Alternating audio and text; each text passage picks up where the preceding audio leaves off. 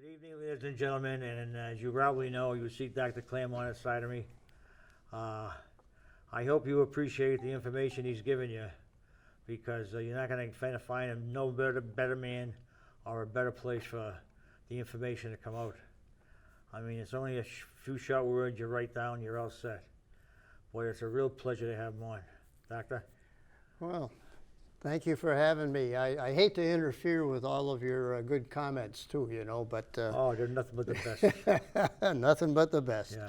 So before I do get started, I want to tell you at least the topic tonight is senior odors, smells. We're dedicating it to the Shrewsbury Selectmen, of course. Yes. And then... and don't... what was I just going to say? Don't keep all those orders to yourself either. And then just before I get started, however, I do want to mention one thing that I just have to mention this, because the hospitals and all always plead poverty, you know, they never can make a buck. Yeah. Well, interesting, Mass Nurses Association found this. They had to look to find it. Massachusetts hospitals stockpile $1.6 billion in the Cayman Islands and other offshore accounts. You don't see this in the paper.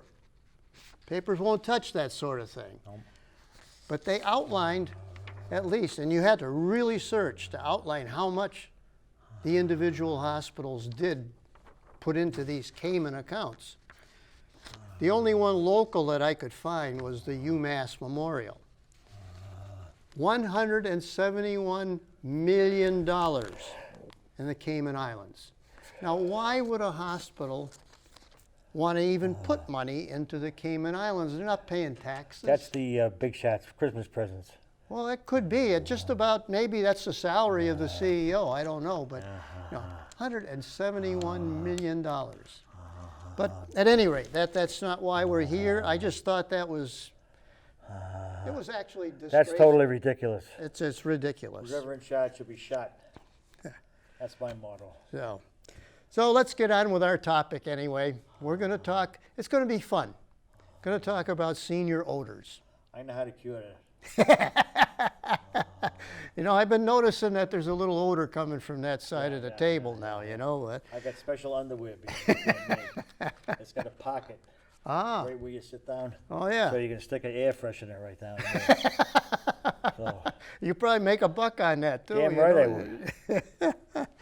So, at any rate, you know, you thought that it's only dogs that go sniffing, you know, and they can tell their species, tell whether it's male or female, whatever.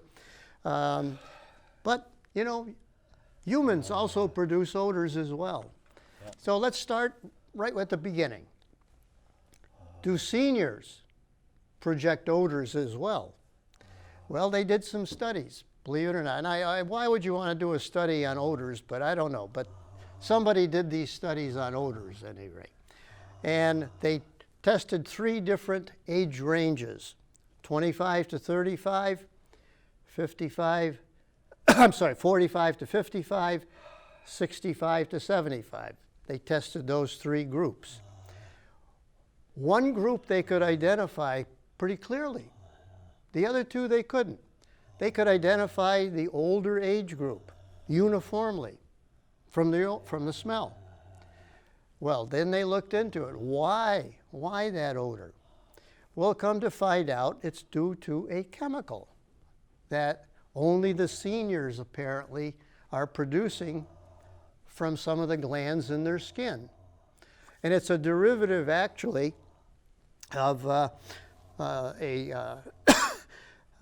believe it's omega-7 fatty acid. And it's called nonanol. And it's not unpleasant, but it's a grassy, greasy smell, and that they associate that now with age. Now, some people may find it a little bit offensive, and if so, there is a remedy. You can use a persimmon soap. Now, a persimmon is a fruit, and it's mostly grown in Japan, but they also have an American brand of persimmon as well. I don't know if the American brand persimmon will neutralize the nonanol like the Japanese one does. But at any rate, if you wash with that persimmon soap every day, you won't smell like an old man. So, but it's men and women both. Men and women both. So, okay.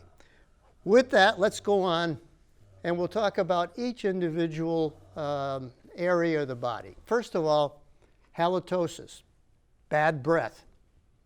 A lot of reasons for bad breath. Let's go through them. The halitosis itself could be what you ate. If you eat garlic, onion, something that is very odoriferous, you can understand why you may have that on your breath.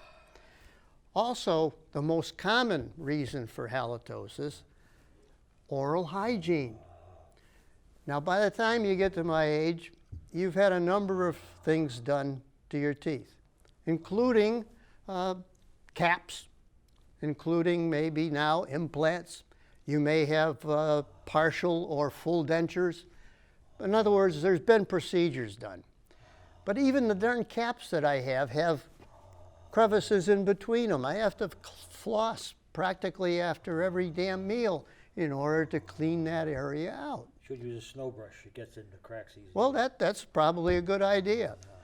But at any rate, it isn't the meat or the fish and all that gets trapped in. That doesn't cause the odor. What causes the odor? Sugars. Sugars. The bacteria in your mouth ferment the sugars. That's the thing that causes the odor that can come from in between your teeth. If you don't clean, if you don't brush, if you don't floss, if you don't clean your teeth every day, that builds up. You can actually begin to form a little bit of periodontitis. Periodontitis. That comes from plaque. Plaque now is not that hard stuff on the bottom of the teeth. Plaque eventually, however, will harden, and it forms that yellowish, greenish thing at the base of the teeth called the, oh, for crying out loud, I even forgot what the hell it is. And any tartar. So it's the tartar that you can see. The bacteria that are in that tartar continue to work, cause periodontitis. So that's one of the major causes of bad breath, halitosis. Another cause, dry mouth. Now, dry mouth is very common, not uncommon at all. As we age, we have less mucus glands in there. You're producing less saliva. And saliva is a good thing, has antibacterial property, anti-inflammatory properties. You're producing less. Also, people who have to use these inhalers, like asthmatics, that dries their mouth. Yep. And so they have to constantly be drinking some fluids like water, like whatever, some fluids to keep that moisture in their mouth. Yep. So dry mouth is another cause of bad breath. There are a number of diseases that can cause bad breath. Examples of that. If you're diabetic, you let that sugar get too high, you get ketosis. That's that sweet, fruity smell to the breath. Some people who are on a diet now, they're on this keto diet. I don't know why the heck people go on that keto diet. They can't stick to it. They'll lose weight initially, but it's not something you can stick to. They have to have that ketone in your breath in order to be effective at losing weight. So ketosis, number one. Liver failure. Liver failure causes a fetid odor, musty odor. They used to call that the odor of death, believe it or not. So liver failure can do that. By the time you get that kind of breath, however, you're jaundiced, you have other problems with your liver. People with kidney failure, they'll have a little ammonia smell to their breath. Let's say that you have a little, what they call a diverticulum, a little pouch in your esophagus, and you're eating. Some goes into the pouch, Most of it goes into the stomach. But that stuff that's in the pouch stays there, ferments. That you burp up. Very fetid odor to that, because that's dead meat, dead fish, whatever is in that pouch. So that's another reason. The final reason is people who have reflux. And so they're constantly belching up with their reflux. Now, most of the stuff may not have any odor to it, but if you happen to eat a food that has an odor, it's going to come up in that belch. So those are all reasons for halitosis. Now, what can you do for halitosis? Well, first of all, good oral hygiene. You know, make sure you brush, you floss, you clean in between your teeth. Good oral hygiene. Keep your mouth moist. If you have dry mouth especially, use plenty of water. Keep it moist. Don't use alcohol-based mouthwashes. Alcohol dries as well. Don't use the alcohol-based. There's a lot of good mouthwashes that don't have alcohol. That's the kind you want to get. Okay, so that's what you can do to help yourself with that. Let's go on. The skin. That is the thing that people immediately think of when you think of body odors, the skin. Well, what kind of odors can you get? You have 3 glands, types of glands on your skin. 1, oil gland, sebaceous gland they call it. The oil gland can block up. They can form these little cysts. Now the cysts themselves, they're little hard bumps, but they don't cause any odor. But the skin bacteria get in there, they cause an abscess. That stinks, absolutely stinks, smells like rotten cheese. Not a good thing, does smell. So that's a sebaceous cyst. There's also 2 kinds of sweat glands that we have. One is an eccrine gland that's all over your body, and then you have apocrine glands. Now sweat itself is just water and a little bit of saline. That's all it is, and no odor, regular sweat. Under the arms where you have the hair, in the groins, those areas have a little different gland. They have an apocrine gland. It's not only sweat, but there's a little bit of oil in it as well. And so that's where the bacteria get in and they can cause odor.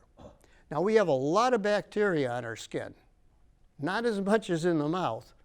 The colon, of course, is way above all the others, but you also have it on your skin.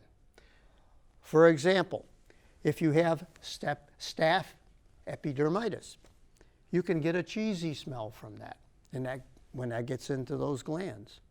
There's a staph hominis, give you an onion odor. You may have smelled an onion odor in the gym, for example. People who sweat a lot, hyperhidrosis, they can get that onion smell under the arms and in the groin. Foot odor, very, very common foot odor. It's called, it also, because of the bacteria, it can cause a cheesy, almost like a cabbage-like odor to the feet. Now, what can we do with all of these things? How do you combat all these things? Well, we're pretty good at the underarm stuff because we use the combination deodorant and antiperspirant. They work pretty well. The deodorant works well, and the aluminum-based antiperspirant works well. That's fine. What do we do about the feet? You have to be careful with the feet. Keep them dry. Wear cotton socks. Cotton socks. The best cotton socks are white cotton. My wife gives me hell all the time because I'm wearing white cotton socks. I said, no, yeah, you're not a teenager. You don't have to wear white cotton. I said, who's going to look at my feet anyway, you know? White cotton. Keep them dry. Keep them dry. Make sure you dry when you take your shower or bath. Make sure you dry in between the toes as well. That's where you usually pick it up. You pick it up in the gym, in the shower after. You don't dry enough, you're going to get it. Usually there you get a fungus. but it's the bacteria that cause that bad odor in the feet. Every night, you take your shoes off. Put the shoes next to some place where they're going to get dry. Dry them out. Wear the type of shoes that breathe. Don't try to hold everything in. Get the breathing type of shoes. Cotton socks. And then after your shower, a little bit of white powder. A little dry powder on there. The Gold Bond is very good, incidentally. So that's what you can do to help combat skin odor. Let's go on. Urine. Now that's something that's almost a taboo. Nobody likes to talk about that. But you still see people coming out of the grocery stores with boxes of these pads that people have to wear either under or in their underwear, or maybe they even have the brief type, the actual pant themselves, with these pads on the inside. Now the companies now are very, very good. And the stuff that they put in these things now will keep you dry. But the problem is you have some incontinence. You're losing a little bit of urine. Now what do you do about that? Well, first of all, there's several types of incontinence. First of all, stress incontinence. When you cough, when you sneeze, when you laugh, a little squirt comes out. Well, that usually is women. Got nothing against women, love women. That's what happens because of childbirth, and the muscles down in the perineum get very weak, stretched out and weak. Kegel exercises. That's not necessarily a cure for everybody, but it is the primary treatment of stress incontinence. There's another incontinence, urge, U-R-G-E, urge incontinence. That's when you suddenly get a contraction of your bladder muscle. Not under your control, suddenly happens. And it gives you that intense urge, you gotta go now, otherwise out it comes. That's an urge incontinence. That's big bucks for the pharmaceutical companies. They make medicines that will relax the bladder muscle. And they're selling millions and millions of dollars worth of these medications. For elder people, they usually use a thing called Vesicare. Relaxes the muscle of the bladder. Does it work? With some people it does. So, otherwise, not a lot of treatment. Now, the last one that can occur is overflow incontinence. That usually happens with men. Prostate gets a little bigger, holds the urine in longer, can't completely get all of the urine out when you're going to void. So there's a amount, stays in, residuum, stays in the bladder. Make it infected. That's when the odor starts coming in. If it's a male, sometimes you have to have something done with that prostate. They ream it out on the inside. Not as bad as it used to be, believe me, not as bad. I haven't had it done. So I've seen it done many times, but you may have to have that cleaned out, reamed out, in order to prevent that overflow incontinence. So those are the three types of urine problems that people can get. I hate to keep sticking with women, but you can also get vaginal problems. Vaginal odor. Because after menopause, what happens? Very dry, because the glands are getting atrophic. The lining is thinner, and so it's more prone to infection. And this is what happens. You get a bacterial infection in the vaginal area, and it smells like rotten fish. Very embarrassing if you have it. The treatment, of course, is an antibiotic, but it still could come back because everything is still there, still dry, still thin. So, at any rate, you need to use a moisturizer. There are moisturizers for the vagina as well. Okay. The primary reason that I'm here to is going to be now, the GI tract. Nobody wants to talk about all the odors from the GI tract. I'm not going to talk about whether you're incontinent or not. That's a subject unto itself. I'm talking about the gas that you can produce. Farts, yes, farts. Nothing wrong with talking about these things. Let's talk about it. Where does that air come from? Well, some people eat very fast. They love to shovel it right in. And they're swallowing right away, swallow, swallow, swallow, and they're swallowing a lot of air with that. So that's one source for the air. The major source, 70% of the gas that we produce, comes from the bacteria that live in your large intestine. I have a whole, I think I gave a show on that, actually, on the microbiota. All of the bacteria on your body and including in your gut. And I'm talking specifically the large intestine.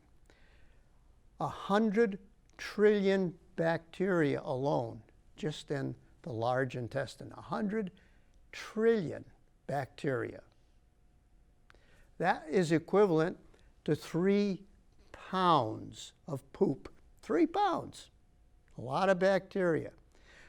I get a joke out of these guys who come up on TV, you know, and they talk about, well, let's detox the intestine. Let's give you something, flush it all out. Get rid of those toxins. What they're getting rid of also are all the bacteria in the large intestine. You've got to replace those bacteria. Well, obviously, the pharmaceutical companies that make these things, they're ecstatic. They think this is great. Now they got to use a probiotic. Sell them a probiotic.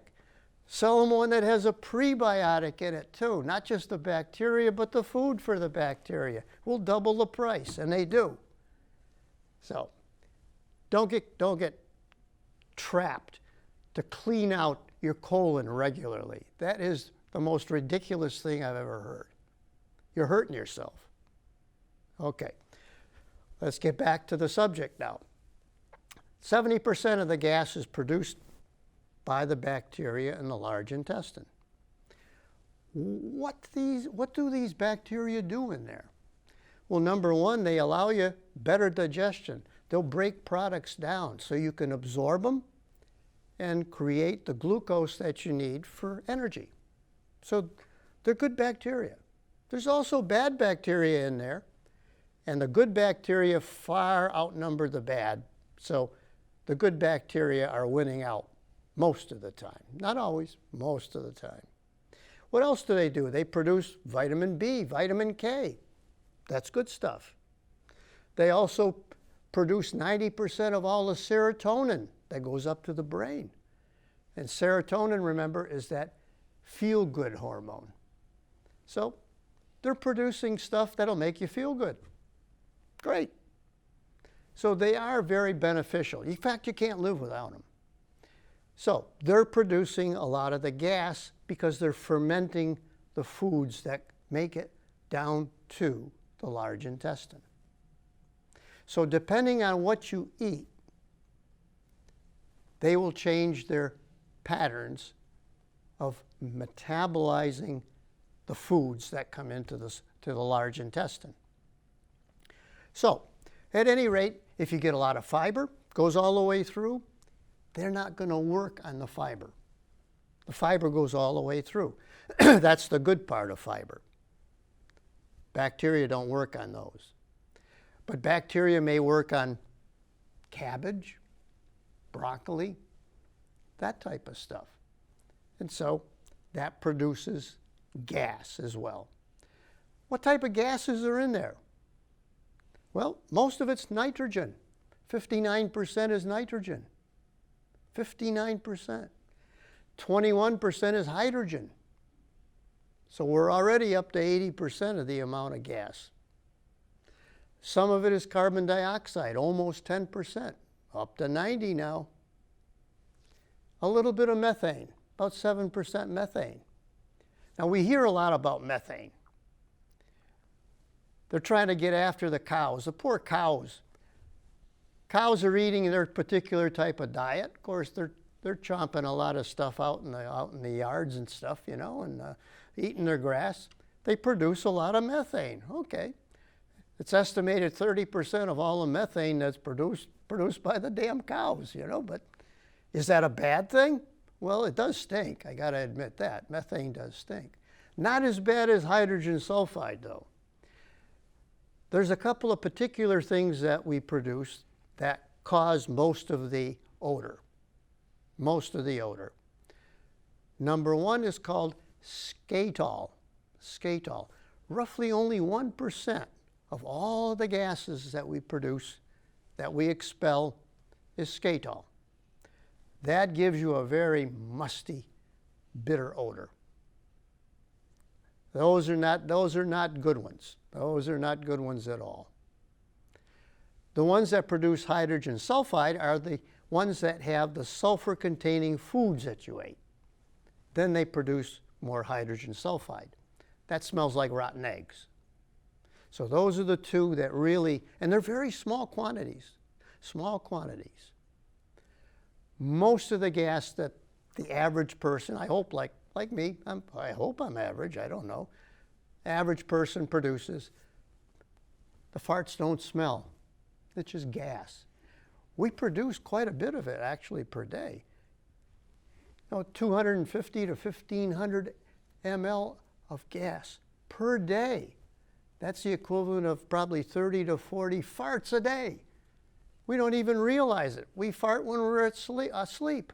We don't realize it. We're doing it, though, all the time. Blame the dog. Blame everybody else. We're all producing it. Okay. So what can we do about it? Well, you got to watch what you eat, obviously. You want to make sure that you're eating a healthy diet. Yes? Okay. I guess we're almost done. My gosh, that time went by fast. But I did finish. I did finish. So it's an interesting topic, body odors, isn't it? Oh, well, what do you think, Bob?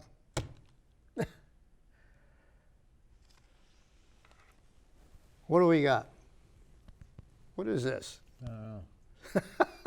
I think it's left over from the last session that somebody had here. I don't know what it is. Could be. But at any rate, I'm really happy that you were able to listen to this and all. And I know it's a very light topic, but it is interesting and it's something you can do about it. Well, thank you for watching NotiFacts, and I've been very glad to have Dr. Clermont here. If the people watching this show absorbed and wrote down some of the stuff he stated, you could always pass it on to someone else, and someone else. It's very, very good information. Try to find this information. You're going to pay through the nose. But anyhow, thank you for watching, and have a good evening.